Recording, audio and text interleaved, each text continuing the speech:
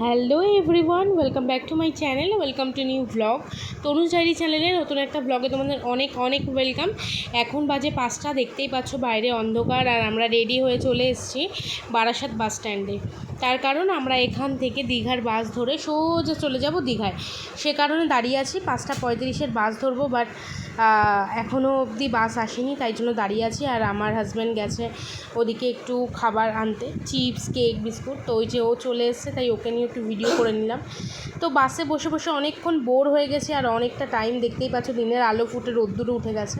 কতক্ষণ পৌঁছাবো শুধু এই মানে এই অপেক্ষায় আর কি বসে আছি, কিন্তু রাস্তা আর শেষ হয় না।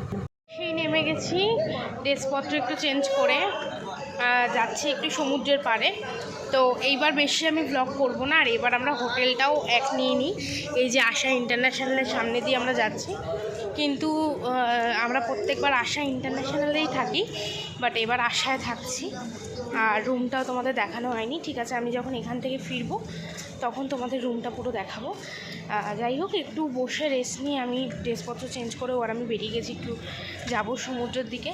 হয়তো আজকে স্নান করব না, কালকে করব, কারণ আজকে টায়ার্ডও বলছে যে পারবে না। এই যে সমুদ্রে এসে সমুদ্রে স্নান না করা পাবলিক।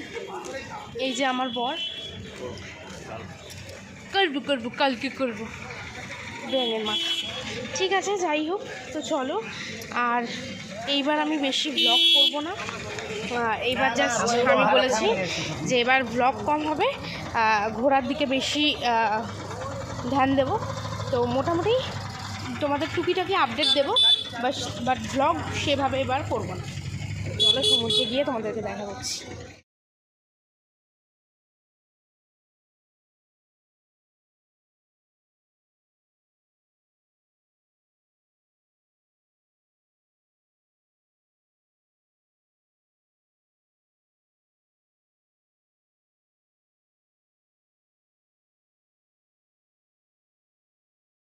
আমাদের রুম এই যে, ওখান থেকে লিফটে এসে এতটুকু এসে আমাদের রুম এন্টার করা যায়। এই যে বাথরুম, যেটা এখন আমি দেখাতে পারছি না, ও স্নান করছে। দেন এখান থেকে সোজা গিয়ে এখানে একটা টিভি, আর এই যে বেডের পাশেই আছে একটা কাভারটা খুললে এই যে আপাতত আমাদের সব জিনিস রাখা। আর তারপরে একটু এগিয়ে গেলে এখানে ফোনটা রাখা। দেন এখানে একটা আয়না, উপরে টেবিল, এখানে আমার নানা রকম জিনিস রাখা। এখানে জুতো রেখেছি, এখানেও একটা কাভার আছে, এখানেও ফাঁকা। আচ্ছা, এই যে বেডের এপাশ থেকে গেলে এই যে আবার একটা মিররের এখানে আমি মোটামুটি সাজিয়ে রেখেছি। আর এখানে একটা টি টেবিল, সোফা বেডের পাশে। এখান থেকে সোজা গেলে ব্যালকনি, এই যে ব্যালকনি থেকে সোজা। আর এই যে আশা ইন্টারন্যাশনাল, আমরা যেখানে থাকতাম সবসময়। এখানে তো সিবার্ড নতুন হয়েছে, দেন সিবার্ডের উপরে সুইমিং পুলও আছে। লাঞ্চ কি, এটা আছে ভাত, এটা আছে ডাল, এটা আবার ভাত, এটা হচ্ছে কাতলা মাছ, আর এটা হচ্ছে বেগুন ভাজা। সব প্লাস্টিকে দেয়া, আমি কিছু খুললাম না। এখানে লেবু। তোমাদের সাথে তখন দেখাই করলাম যে আমরা স্নান করবো না আজকে, সেই কারণে আর তোমাদের সাথে দেখা করিনি। দুপুরবেলা তো খাওয়া দাওয়া দেখালাম, রুমেই আজকে খেয়ে নিয়েছিলাম। আর এখন হাফ মেকআপ করতে করতে মনে পড়েছে যে আমি তো ব্লগই স্টার্ট করছি না, বা ব্লগে তোমাদেরকে একটু দেখাচ্ছিও না কি করছি। আমি বললাম যে সেভাবে ব্লগ করবো না, একটু আপডেট দেবো। তো সে কারণে দেখো হাফ মেকআপ করতে করতে চলে এসেছি। তো আজকে একটু জাস্ট হালকা করে মেকআপটা করে বেরোবো, একটু বিচের সাইডে যাব। তো চলো তাহলে রেডি হয়ে তাহলে তোমাদের সাথে দেখা হচ্ছি। সন্ধ্যাবেলা উঠে চা খাওয়া হয়ে গেছে, কিন্তু আমি বেরোইনি, আমি জাস্ট এখন রেডি হয়ে একেবারে বেরোবো। তো তোমাদেরকেও নিয়ে যাবো। হয়ে গেছি, আর লাইটগুলো এরকম বলে এরকম লাগছে। তো দেখো আমি আজকে এই ড্রেসটা পরেছি, যাই হোক সবারই চেনা পরিচিত ড্রেস। তো চলো এবার বেরোনো যাক, বেরোই, দেখি একটু বিচের দিকে যাই টুকটুক করে। প্রায় কটা বেজে গেছে, 6:30 বেশি, 6:40 হয়ে গেছে। তো চলো দেখা যাক, চলো।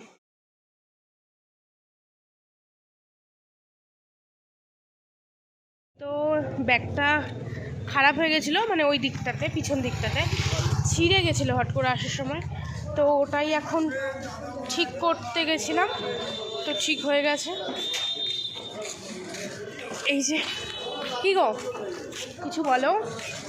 তুমি তো কোনো কথাই বললে, এইদিকে আসো, তুমি তো কোনো কথাই বললে না। কি বলবো, ঘুরতে এসছি, ফট করে, মানে আমাদের দীঘা আসাটা ফট করে প্ল্যান হলো বলো। কালকে সন্ধ্যাবেলা পর্যন্ত আমরা জানতাম না যে আমরা দীঘায় আসবো, আর রাত্রিবেলা 12টার পরে ও বলছে চলো দীঘাতে ঘুরে আসি। আমি ওকে অনেক বারণ করলাম যে না থাক, এখন যেতে হবে না, দরকার নেই। হ্যাঁ, কে শোনে কার কথা। ফট করে টিকিটটা বুক করে দিল, বাট ও জানে যে টিকিট বুক করলে তো আর কিছু করতে পারবে না, তো তাই জন্য ফট করে টিকিটটা বুক করে দিয়েছি। সব বাজে ছেলে। তো চলে আসলাম। যাই হোক, চলো এবার বিচের দিকে যাচ্ছি। এটা খুব জরুরি ছিল, তাই এটা আগে করালাম। এবার বিচের দিকে যাই। বহুত বদবুদ্ধি, কিন্তু ওর মুখটা দেখে মনে হয় না, কিন্তু ওর মাথায় বহুত বদবুদ্ধি কাজ করে। এই যে কালকে ফট করে টিকিটটা কেটে নিলাম, অনেকদিন ধরে তো বলছি আসবো, তা আমি তো বারণ করেছিলাম আছে, ফট করে টিকিটটা কেটে নিয়ে যায় না। টিকিট কেটে নিলে আর কিছু করার নেই, এবার যেতেই হবে। তো চলো, আবার আমরা চলে গেছি সমুদ্রের কাছাকাছি। আর জানো তো, বেসিক্যালি আমার দিনের সমুদ্র থেকে রাতের সমুদ্র উপভোগ করতে বেশি ভালো লাগে। তো আমার মতো তোমাদের কাদের কাদের রাতের সমুদ্র উপভোগ করতে ভালো লাগে কমেন্টে প্লিজ জানিও।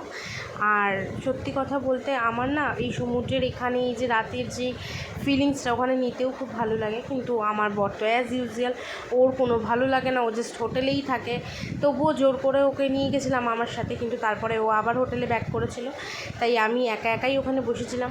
আর যতই বসছি, যেখানেই বসছি, কিছুক্ষণ পর না জল সেখানেই উঠে যাচ্ছে, তাই জন্য উঠে বারবার করে আবার একটা পাথর থেকে আরেকটা পাথরে গিয়ে জায়গা চেঞ্জ করে বসলাম।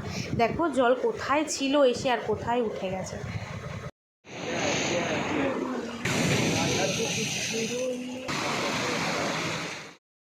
অনেকক্ষণ একা একা বসে থাকার পর আমার হাজব্যান্ড কল করে বলল যে মাছের দোকানে আসো, মাছ ভাজা খাবো। তাই ওখান থেকে উঠে সোজা চলে গেলাম মাছের দোকানে, আর মাছটা নিয়ে হোটেলে চলে গেলাম।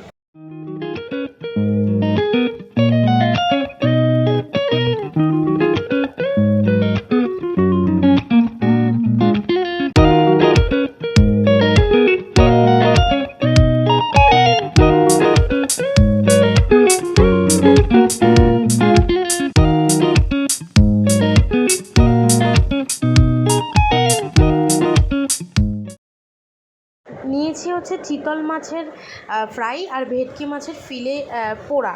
তো এই দুটো নিয়ে হোটেলে এসে খাওয়া দাওয়া করে তারপরে সোজা চলে গেছি এখানে হচ্ছে ফল কাটতে। তো সেখানে আমি একটু তরমুজ নিয়ে নিলাম, কিছুটা প্যাক করে নিলাম আর কিছুটা খাওয়ার জন্য প্লেটে নিয়ে নিলাম। তরমুজ নিয়ে সোজা সমুদ্রের পাড়ে দাঁড়িয়ে দাঁড়িয়ে এবার তরমুজ খেতে খেতে সমুদ্রের জলে কিছুক্ষণ পাটাও ভিজিয়ে নিলাম। পাটা তো ভিজিয়েছি, কিন্তু সমুদ্রের জল এতটাই ঠান্ডা ছিল না, পুরো গায়ে কাটা দিয়ে উঠেছিল। এমনি তো ঠান্ডা ঠান্ডা ভাব পড়েই গেছে, তার উপরে জল যা ঠান্ডা ছিল। আর ইচ্ছে ছিল এবার আর এই বেলা আর হোটেল থেকে খাবো না, বাইরে থেকেই খেয়ে ফিরবো। তাই জন্য কিছুক্ষণ সমুদ্রটা ভালো করে উপভোগ করে নিয়ে তারপরে খেয়ে দিয়েই একেবারে হোটেলে ফিরেছি। তো এবার আমার সাথে তোমরা উপভোগ করো।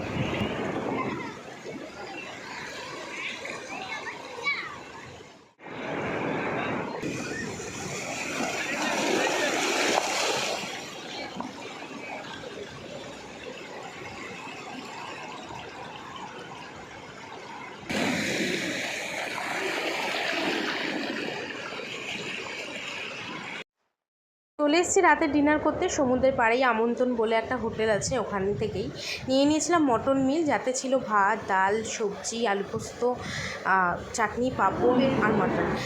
ভাত, ডাল, সবজি যাচাই ছিল। তারপর ওখান থেকে চলে এসেছিলাম একটা দোকানে কোল্ড ড্রিঙ্কস কিনতে, কিন্তু ওখানে পান দেখে আমার বড়মশাই বললো যে কোল্ড ড্রিঙ্কস তো সবসময় খাওয়া হয়, চলো আজকে একটু মিষ্টি পান ট্রাই করা যাক।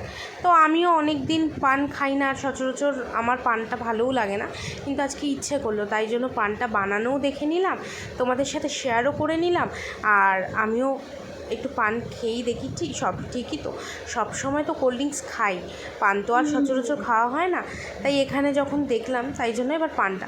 আর সত্যি কথা বলতে আমি জানিও না যে এখানে কী কী ইউজ করা হয়েছে, আর আমি তোমাদের বলতেও পারবো না যে এখানে কী কী ইউজ করেছে। আমি যখন পানটা বানাচ্ছিল ওই দাদার সাথে অনেক গল্প করছিলাম যে কোথায় থাকে, কখন বাড়ি যায়, কখন দোকান বন্ধ করে, কিন্তু কী কী ইউজ করছে সেগুলো আর জানা হয়নি, তাই তোমাদেরকেও বলতে পারলাম না। তোমরা কে কে মিষ্টি পান খেতে ভালোবাসো প্লিজ কমেন্টে জানিও তো। আমার তো পানটা বেশ ভালোই লেগেছে।